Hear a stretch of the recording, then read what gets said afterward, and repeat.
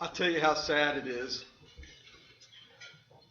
Since I got into mediation, things like that, I switched to a Mac, and Tom leaned over to me and says, "Do you know how to get your presentation up?" I said, "It's a PC. Remind me how to work a PC." That's how sad it gets when you do these things. By the way, she mentioned thank you for the introduction. Appreciate it.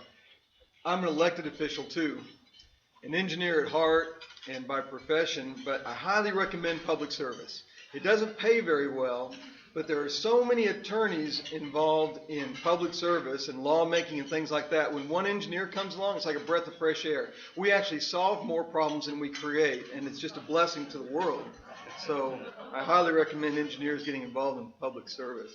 I'm here because I'm the chair of the Regional Transportation Council Multimodal, Intermodal, High-Speed Rail Freight Subcommittee. And you might wonder what that is. Well, here's our charter.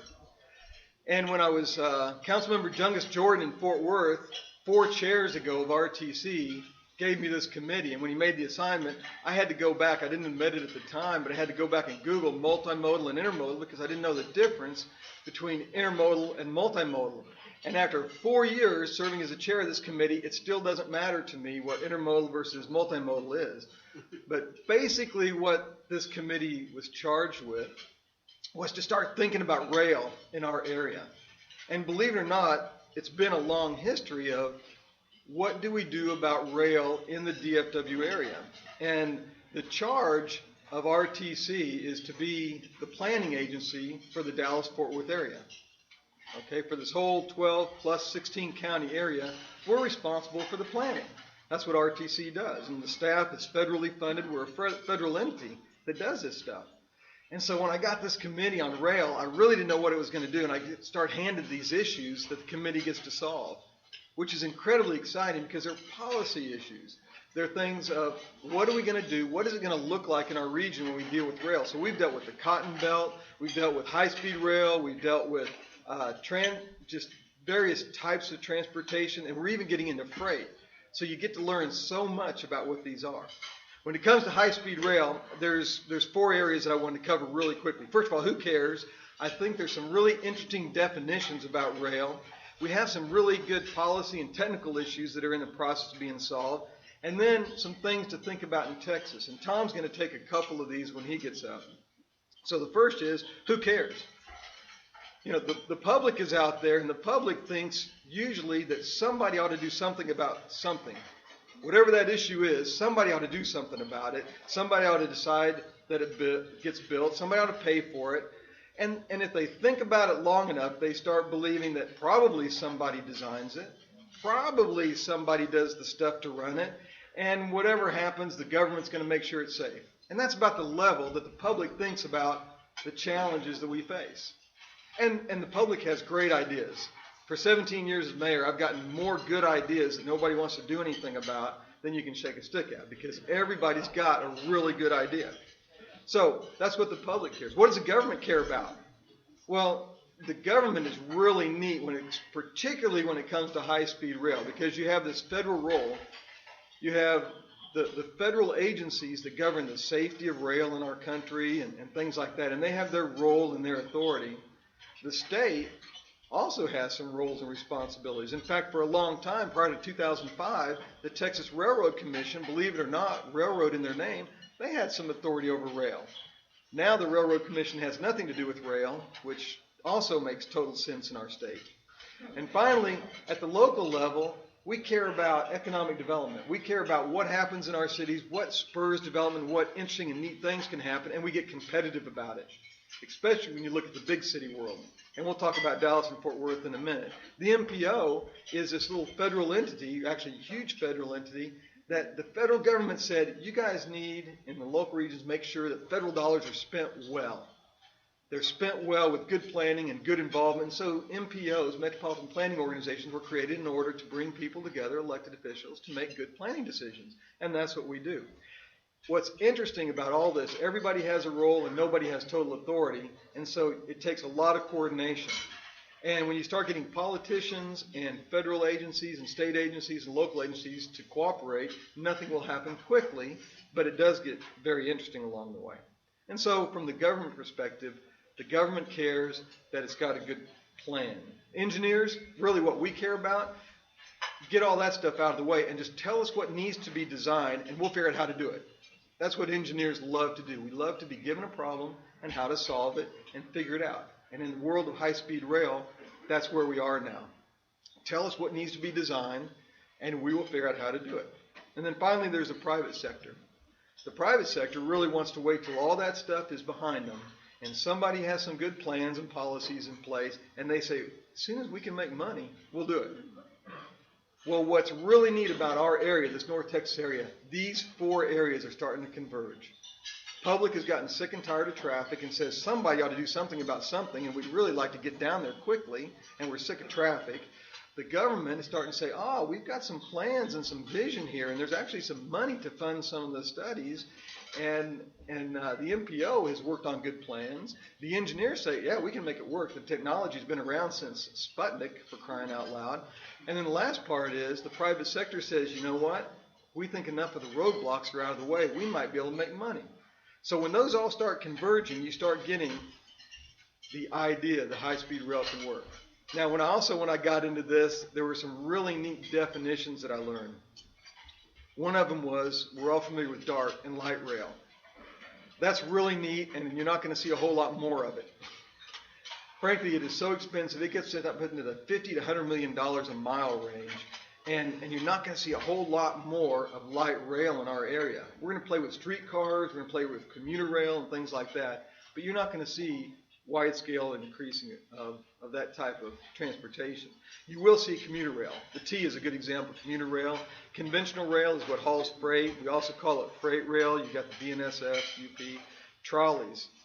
Like I told you, trolleys are going to increase more, and you're going to start seeing integration between old and new type trolleys. Amtrak was a real neat try at moving people with rail, but it was never high speed. It was government funded and kind of operated, but they tried to make a profit. And everyone knows if you just want a really neat experience, take Amtrak. If you really don't have the patience for that, do something else.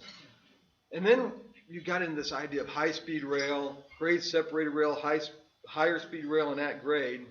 And again, being the engineer, I thought higher speed rail was faster than high-speed rail, but actually higher is slower than high, or lower than high. And so in great wisdom, COG said, let's change the name. The staff came and said, let's stop talking about high-speed rail and higher speed rail because one is not. And so we came up with this idea of grade separated. And that's what really makes high-speed rail work, is this idea of grade separated. And again, it's been around since Sputnik. Now, some of you young engineers won't know what Sputnik is, but I grew up with the Apollo program and all that, and that's what started the race. And we've really had high-speed rail, electric-powered rail system since those days, and it's worked. So then the question starts becoming, especially with the public, well, why haven't we done it so far? What has stopped us from getting to this point so far? Well, it really takes, and I wrote it down because we're such in this P world now, you know, public-private partnerships and everything else. So just to be cute, there were 4 P's that came to my mind. First, you got to have good plans. You've got to have something that starts making sense. So a good plan lays a foundation for what can be. Then you need population. You've got to have the population density to where there's enough demand to where it actually works, and you've got the ridership. You need policy. Policy starts governing those intergovernmental relationships. See, politicians produce policy. That's what we do. It takes a long time, but policy is politics at its best. And when you start getting some agreement between how things are going to work, then you start getting the government out of the way, and things can really start happening. And finally, somebody's got to pay. Eventually, somebody's got to pay. And when all those come together, then it all starts working. And again, that is the point, I think, at which we are converging in the North Texas area. It seems like it. So moving on, the plans. Early plans.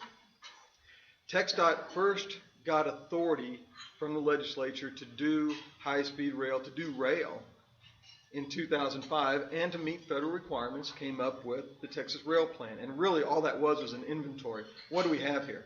What rail systems do we have in Texas that are usable, and what are they? Amtrak versus freight rail. And that was pretty much all we had. Well, we got the planning needs done, but there really wasn't a vision for what could be in Texas, because no one really thought it was very feasible. So there were ideas of public funding. That never worked.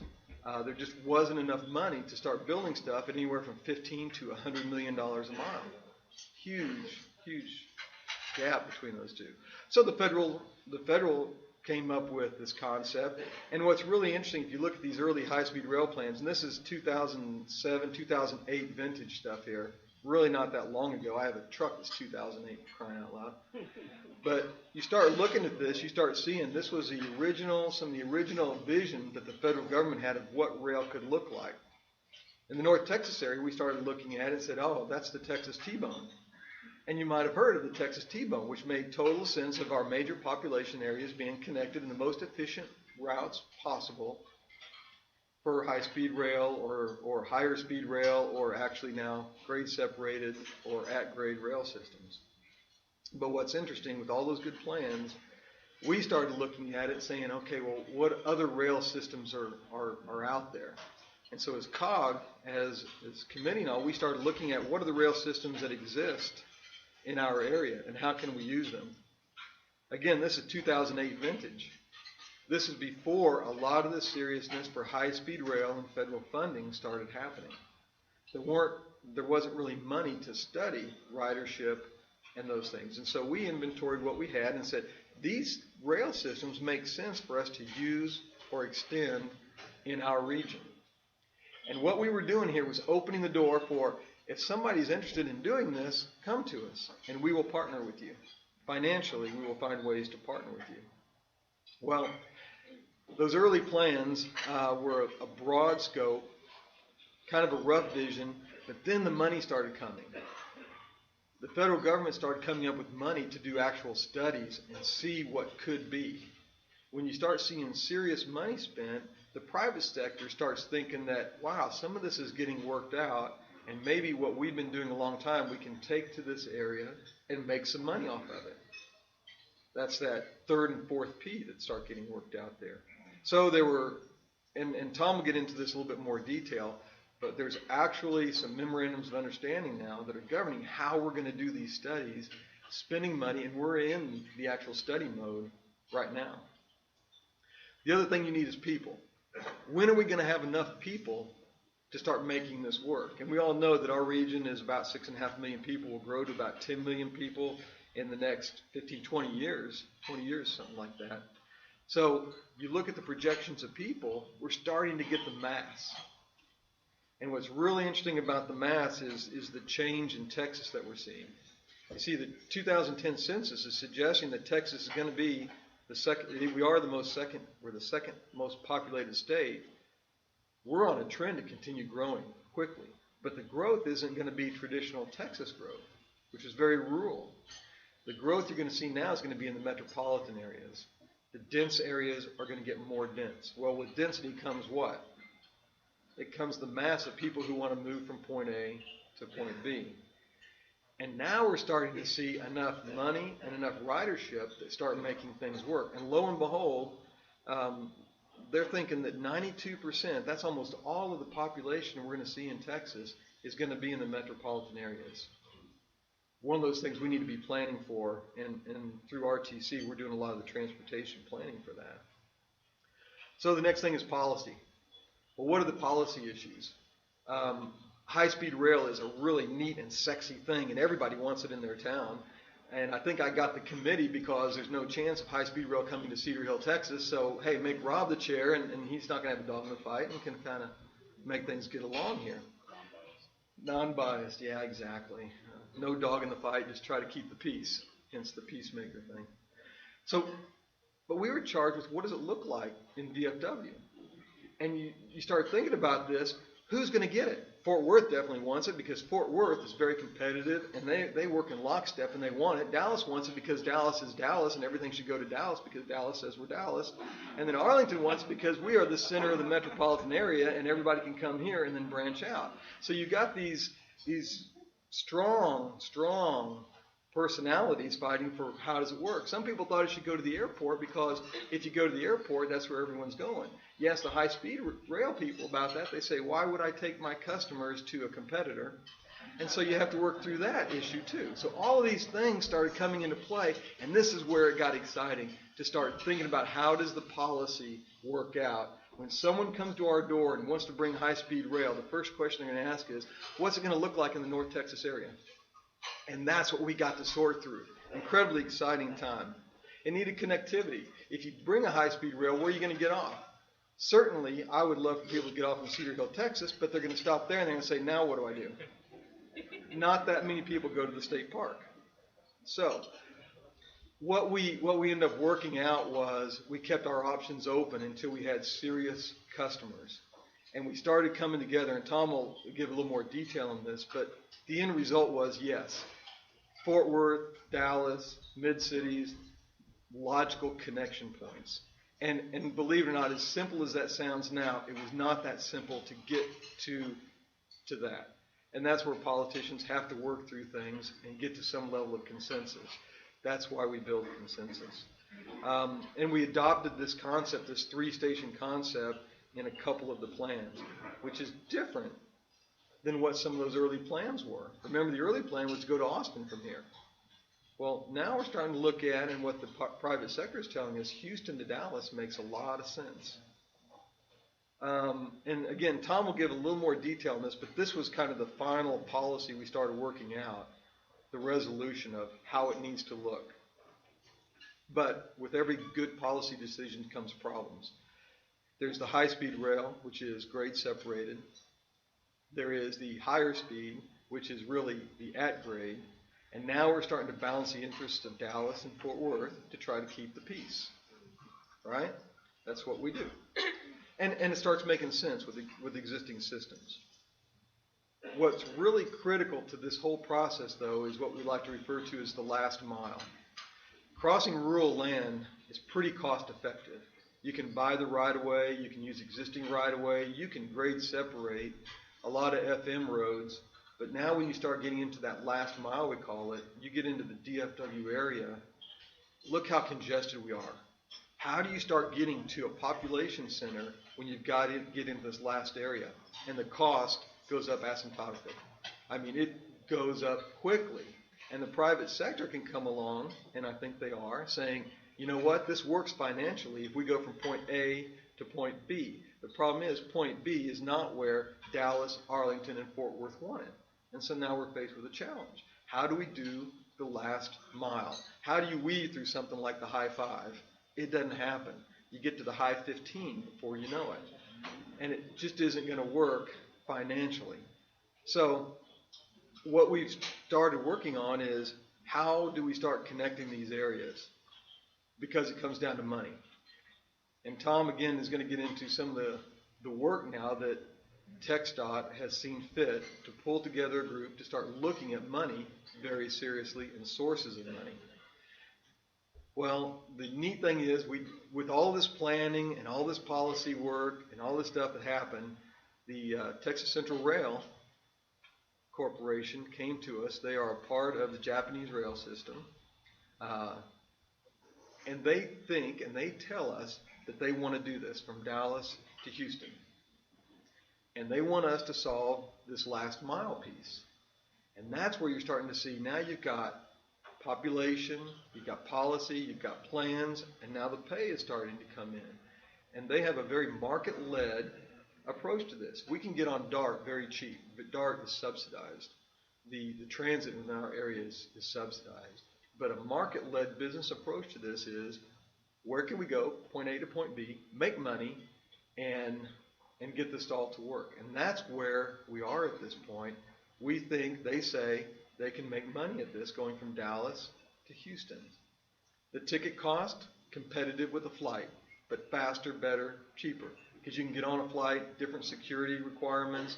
You don't have to close your computer when you take off and land. You stay connected the whole time. And for the business community, it starts making a lot of sense. For entertainment venues, it starts making sense. And they're willing to put their money at risk to do this. It's a for-profit corporation. and they've been talking very seriously about their plans. So, putting it all together very quickly, we have great plans in our region. We have solved the policy issues, the political issues. We are on the trend to have the population.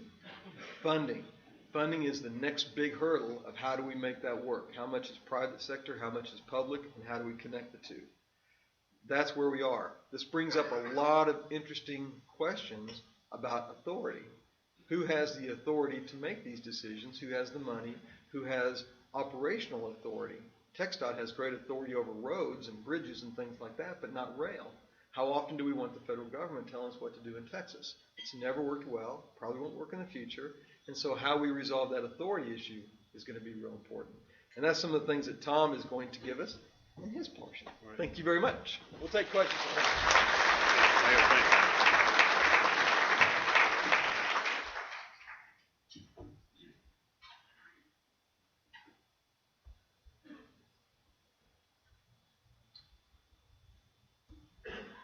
Let's see here. Let me start. Bear with me just a second. Start at the beginning.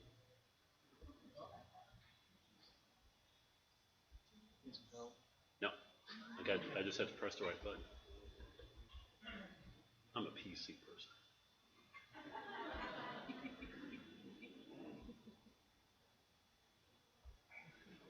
All right, good afternoon. Again, my name is Tom Shelton. I'm a senior program manager at the Council of Governments, and I serve as the lead staff member supporting the esteemed mayor and his RTC subcommittee, and we've had a great fun and enjoyment in pursuing this new endeavor. I'm going to avoid repeating anything the mayor shared with you and really maybe just add some further details. So how do you advance this? Down button. Arrow. Oh, there's two arrows. Saw that slide. There's the definitions, and there's the policy. So let me go into a little bit more detail on this.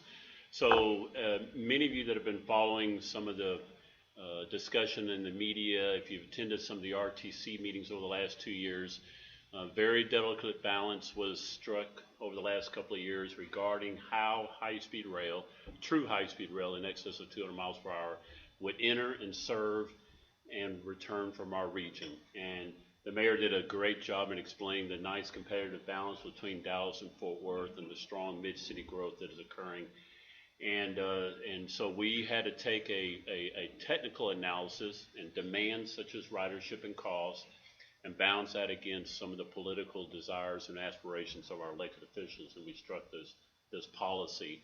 And the policy simply says that if high-speed rail were to enter into our region from any direction, there would be no fewer than 3 high-speed rail stations in our region. So if it's coming from Oklahoma City or East Texas or Houston or Austin, we believe that because of our geography, our density, the destinations of travelers, we believe that technically and certainly politically it's warranted to have 3 stations. They would be in downtown Dallas, downtown Fort Worth, and in the Arlington area. And we also believe, through some early discussions with our friends at TxDOT, that the I-30 corridor is really the most appropriate place for that high-speed rail alignment to reside. Yes, there is sufficient right-of-way. Yes, there will be some challenges.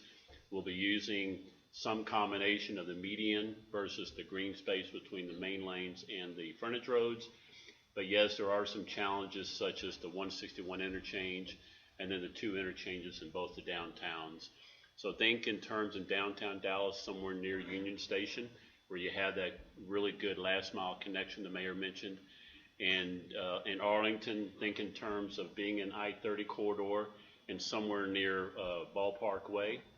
So you have that quick, convenient connection there.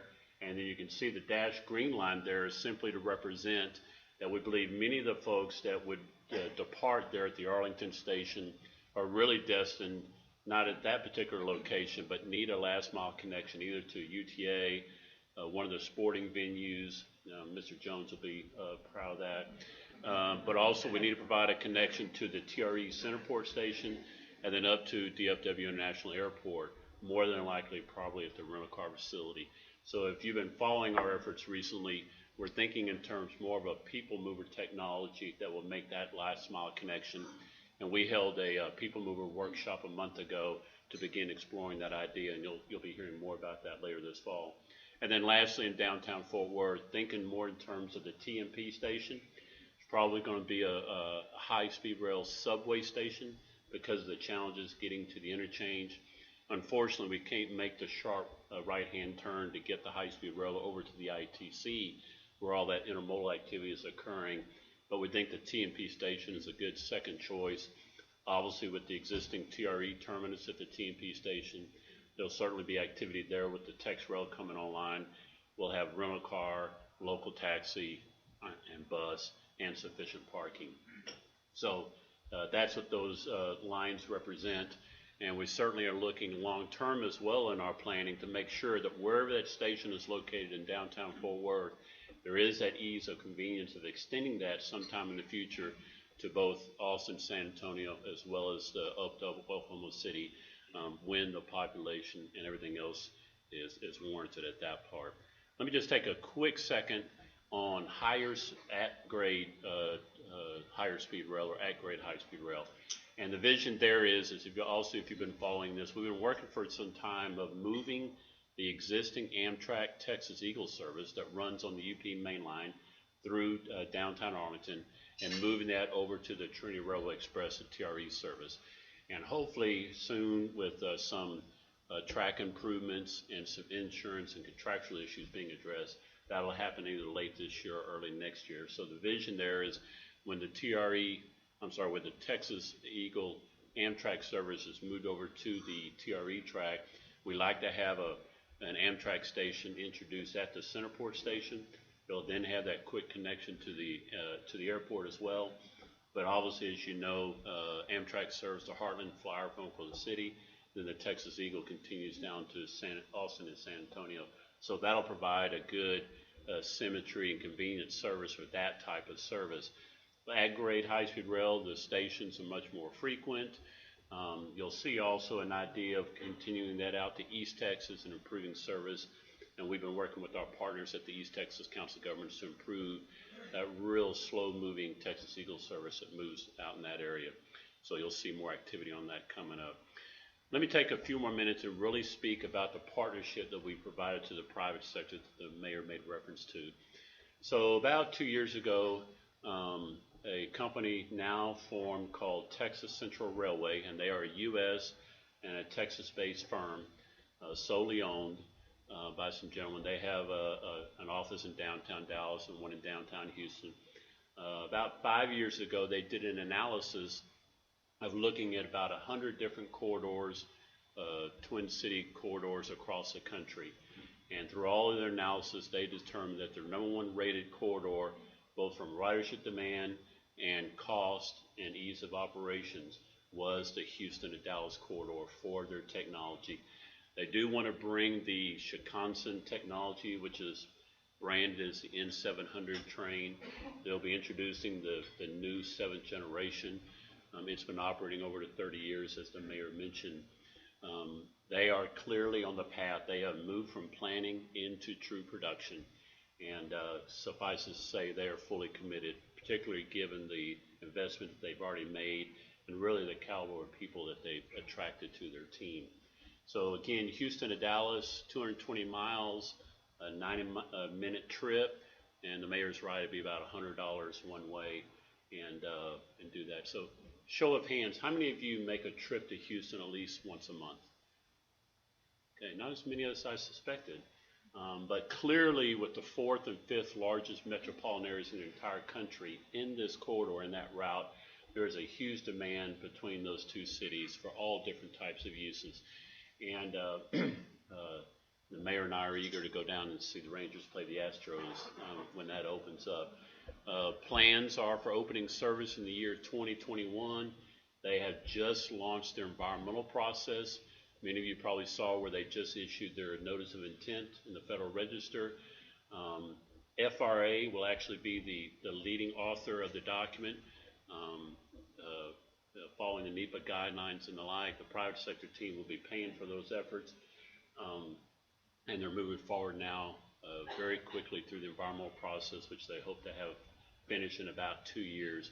They've already got 5 years of work in their back pocket that they hope to benefit from. In the meantime, they'll start taking the risk and manufacturing their vehicles, getting all their different design consultants and contractors on board. If you're interested in participating in that endeavor, I would encourage you to call my good friend Travis Kelly. Probably won't mind me mentioning his name. And call Travis, tell him that I referenced you, but they are right now taking all meetings and interest, and they've made commitments to the state and the governor's office to lean heavily on local and state-based contractors and consultants to undertake that work. Again, real quickly, this very important element then of extending that from Dallas to Fort Worth. The private sector team said that they unfortunately cannot pull off the capital investment to extend it all the way to Fort Worth. The ridership is not there, and it's probably a little too expensive to warrant that. Although they have expressed early interest in operating and maintaining such an operation, obviously using their same technology and their same vehicles. So our focus right now is that 32-mile corridor from downtown to downtown is figuring out how we get that project funded. And raw numbers pulled out of the air for the moment is somewhere between $2 to $4 billion on that investment. And so you'll see then that TxDOT in our office is leading that effort, and we will begin undertaking. TxDOT has a consultant on board, and they will launch later this fall the same environmental process as the private sector teams. And ideally, in a perfect world, we'd like to have both of those corridors move lockstep at the same time. And if everything goes according to plan, have the entire corridor all the way from Houston to Fort Worth open at the same time is the idea. Recent developments by the private sector team, the mayor mentioned the MOUs, which were really critical. Those two that were executed in partnership with the FRA, TxDOT, and the various other entities in the private sector about who's going to be responsible for what, who takes what risk, and how are things being funded, where's the oversight, where's the responsibilities in the federal and NEPA and the like, were captured in these MOUs, and those are major achievements. They have just launched their formal process that I mentioned, and then on June 25th issued their notice of intent. Just this morning they announced that they'll be scheduling their traditional NEPA scoping meetings later in September, and so look for those announcements. So locally, how do we ensure that our RTC policy is maintained, and how do we launch an effort to begin establishing and identifying and finding the necessary funding for that Dallas to Fort Worth corridor, as I mentioned? So we requested, and the TxDOT, Texas Transportation Commission, under Victor Vandergrift's leadership, then assigned our own commission just for high-speed rail commission between Dallas and Fort Worth. And so they seek 7 key, highly respected individuals represent you on that commission. We had our first meeting, I think, back in May, Mayor, and their second meeting of this commission will be on August the 27th. On the morning, it'll be at Dallas Union Station. It'll be the day prior to the commission meeting that we'll be meeting that next day, also at Union Station. And so they are getting organized. Obviously, these individuals have the necessary relationships. Our focus is on federal funding to fund that corridor. So these individuals have already begun making trips and phone calls to our good friends in D.C. and start planting the seeds on how we can get that project funded.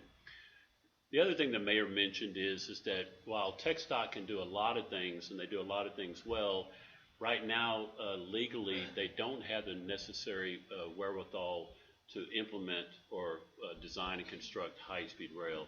So as the session approaches and they meet again in January, we're identifying some legislative needs or additions or fixes that would allow TxDOT to do everything that's necessary to do to implement high-speed rail. So things such as oversight, procurement, and funding. So under the TxDOT Transportation Commission and its own legal counsel, they are now establishing a platform that we all intend to take to the legislature. So look for some of that information coming forward. The other thing we're doing is we're beginning some early work on doing some economic impact analysis.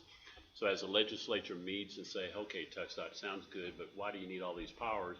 We can provide to them the evidence why this project makes sense and why it really makes a good economic sense for the state.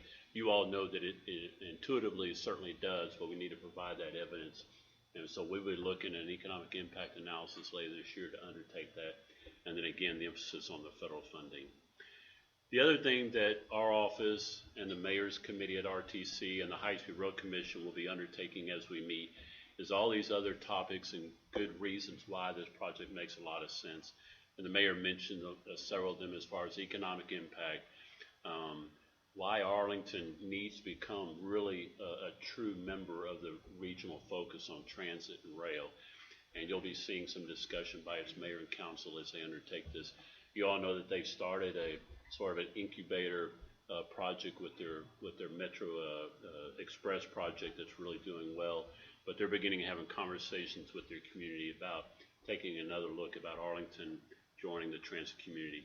And we really believe that aside from what may or may not happening in California, that as you know is all tied up in the courts, we believe that this could be a real showcase for the country, and hopefully we can get some attention in the appeal from the current administration to really support this project. So look for those discussions. So I'll end there, and I wanted to give you a little bit more detail and not repeat anything the mayor did, but hopefully you've got a flair for where we're at.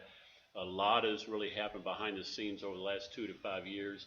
It hasn't moved as quick as we would like, but now that the NOI is published, you'll be seeing a lot of activity as we have coming. So I'll turn it over to you, and we'll be happy to take any questions.